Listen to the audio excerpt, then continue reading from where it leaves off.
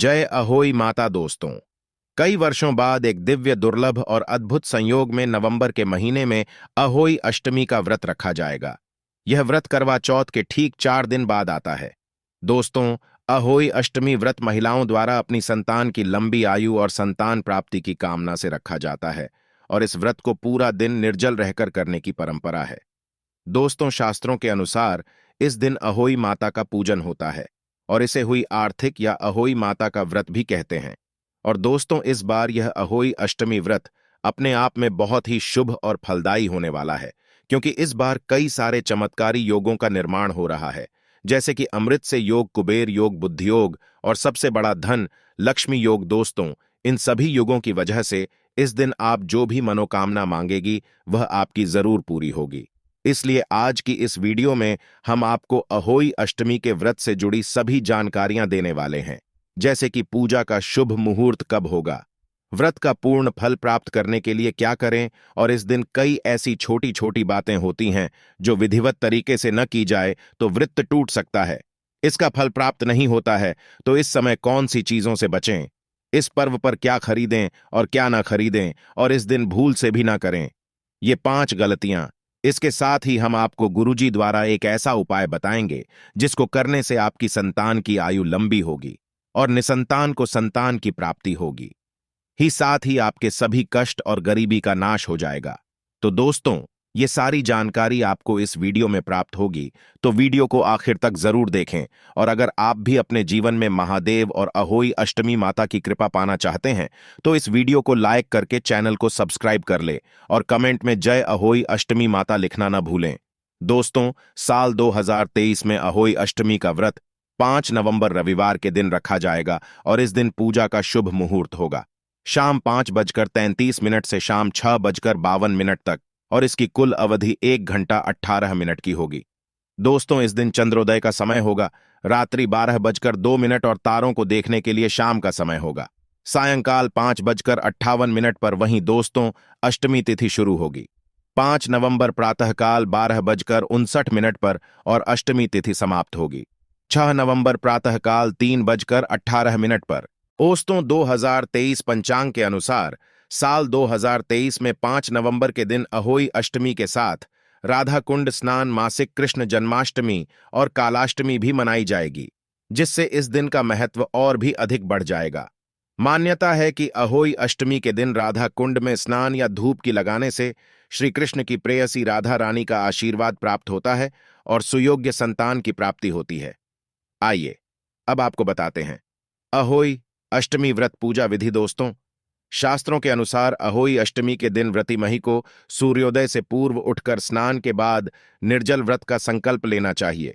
इस दिन सबसे पहले पूजा के लिए घर की साफ दीवार पर अहोई माता से वो उसके 7 पुत्रों का चित्र बनाएं और वहां पर जल से भरा कलश रखें। और इस दिन सायंकाल तारे दिखाई देने के समय पूजा का विधान है। दोस्तों, पूजा में ही चांदी की अहोई बनाएं। सांझ के समय में अहोई माता को रोली चावल, कुमकुम, अन्य पूजन सामग्री अर्पित कर मीठे पुए का भोग लगाएं। और अब हाथों में गेहूं के दाने लेकर व्रत कथा पढ़ी या सुनी और आरती करें। इसके बाद रात्रि में तारों को देखने के समय में अर्घ्य देकर व्रत संपन्न करें। दोस्तों, अब आपको बताते हैं अष्टमी के दिन क्या करें और क्या ना करें। दोस्तों, ऐसी मान्यता है कि अहोई अष्टमी के दिन व्रत रखने वाली महिलाओं को सिलाई और मिट्टी से संबंधित कार्य नहीं करने चाहिए और इस दिन और अहोई माता की पूजा से पहले ही गणेश जी की पूजा करनी चाहिए। और अहोई अष्टमी व्रत का पारण तारे निकलने के बाद तारों को अर्घ्य देकर ही पूरा करना चाहिए।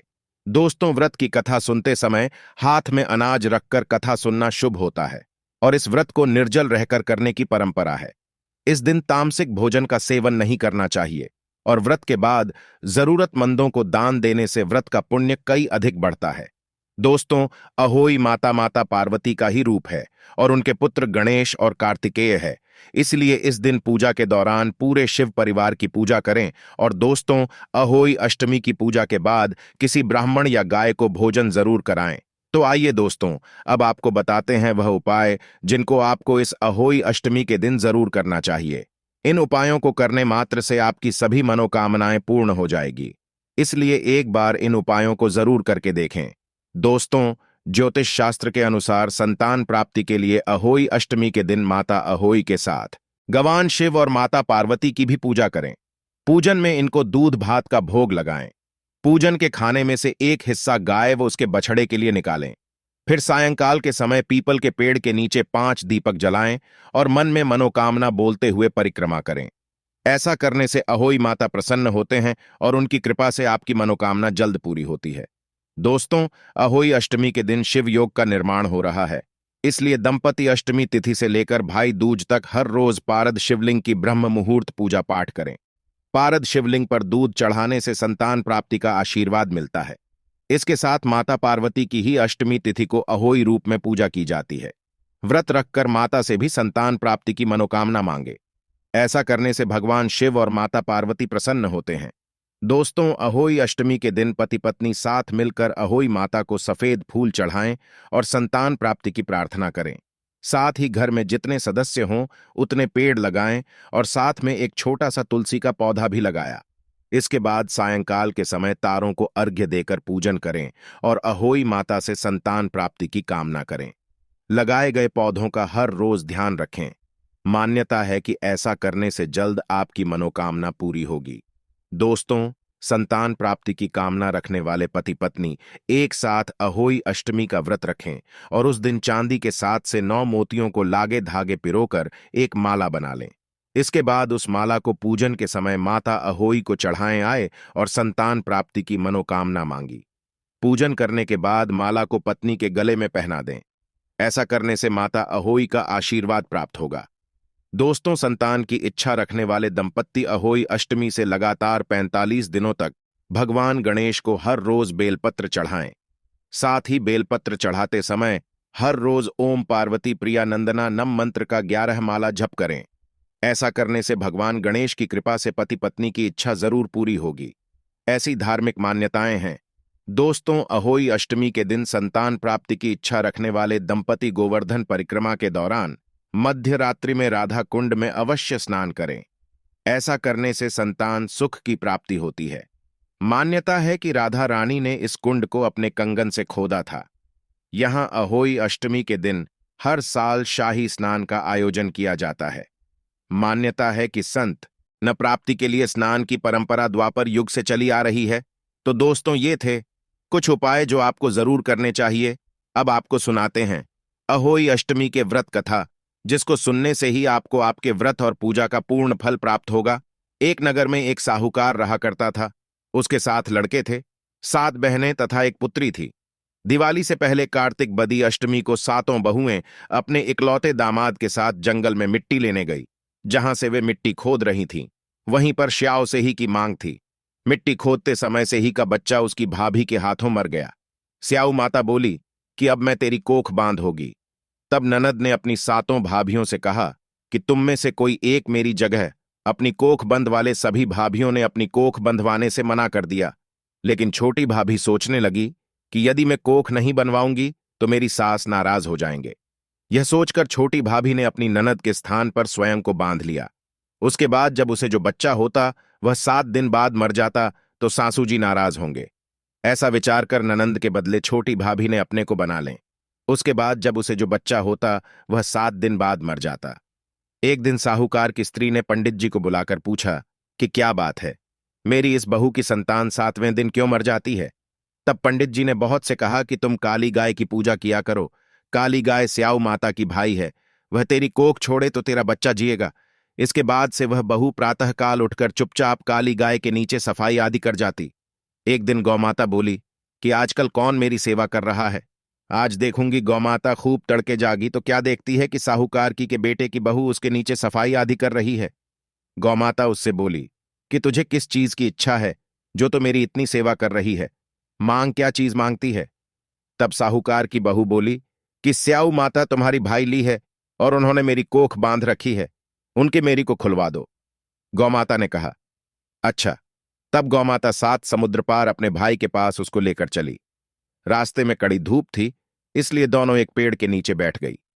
थोड़ी देर में एक सांप आया और उसी पेड़ पर गरुड़ पंख नहीं के बच्चे थे, उनको मारने लगा। तब साहूकार की बहू ने सांप को मारकर ढाल के नीचे दबा दिया और बच्चों को बचा लिया। थोड़ी देर में गरुड़ पंख नहीं आई तो वहां खून पड़ा। देखकर साहूकार की बहू को चौंच मारने लगी। तब साहूकार नहीं बोली कि मां, नन्ने तेरे बच्चे को मारा नहीं है, बल्कि सांप तेरे बच्चे को धंसने आया था। मैंने तो तेरे बच्चों की रक्षा की है। यह सुनकर गरुड़ पंख ने खुश होकर बोली कि मांग तू क्या मांगती है। वह बोली, 7 समुद्र पार स्याऊ माता रहती है, मुझे तो उसके पास पहुंचा दें। तब गरुड़ पंख नहीं ने दोनों को अपनी पीठ पर बैठाकर स्याऊ माता के पास पहुंचा दिया। माता उन्हें देखकर बोली कि आप बहन बहुत दिनों बाद आई। फिर कहने लगी कि बहन मेरे सिर में जूं पर गई है। तब से ही के कहने पर साहूकार की बहू ने सिलाई से उसकी निकाल दी। इस पर स्याऊ माता प्रसन्न होकर बोली कि तेरे 7 बेटे और 7 बहुएं हो। साहूकार ने बोली कि मेरा तो एक भी बेटा नहीं, 7 कहां से होंगे। स्याऊ माता बोली, वचन दिया, वचन से फिरूं तो धोबी के कुंड पर कंकरी हूं। तब साहूकार की बहू बोली, माता बोली कि मेरी कोख तो तुम्हारे पास बंद पड़ी है। यह सुनकर स्याऊ माता बोली, तूने तो मुझे ठग लिया। मैं तेरी कोख खोलती तो नहीं, परंतु अब खोलनी पड़ेगी। जा तेरे घर में तुझे 7 बेटे और 7 बहनें मिलेंगे, तो जाकर उस्मान करना, 7 अहोई बनाकर 7 कराई करना। वह घर लौट कर आई तो देखा 7 बेटे और 7 बहुएं बैठी है। वह खुश हो गई। उसने 7 हुई बनाई, 7 उस्मान किए। 7 कराई की दिवाली के दिन शैतानियां आपस में कहने लगी कि जल्दी जल्दी पूजा कर लो। कहीं छोटी बहू बच्चों को याद करके रोने लगे। थोड़ी देर में उन्होंने अपने बच्चों से कहा। अपनी चाची के घर जाकर देखा कि वह अभी तक रोई क्यों नहीं। बच्चों ने देखा और वापस जाकर कहा कि चाची तो कुछ मान रही है, खूब उस्मान हो रहा है। ये सुनते ही ढाणियां दौड़ी दौड़ी उसके घर गई और जाकर पूछने लगी कि तुमने को कैसे छुड़ाई।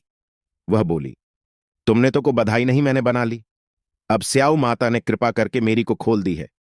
स्याऊ माता ने जिस प्रकार उस साहूकार की बहू की को खुली, उसी प्रकार हमारी भी खोलो। सबकी खोली कहने वाले की तथा हुंकार भरने वाले तथा परिवार की को खोलिए। तो दोस्तों, आशा करते हैं अहोई अष्टमी के व्रत से जुड़ी हुई यह महत्वपूर्ण जानकारी आपके लिए अवश्य उपयोगी सिद्ध होगी। तो दोस्तों, आपको जानकारी कैसी लगी हमें कमेंट में जरूर बताइएगा। वीडियो अच्छा लगा हो तो वीडियो को लाइक, शेयर और चैनल को सब्सक्राइब करना ना भूलिएगा।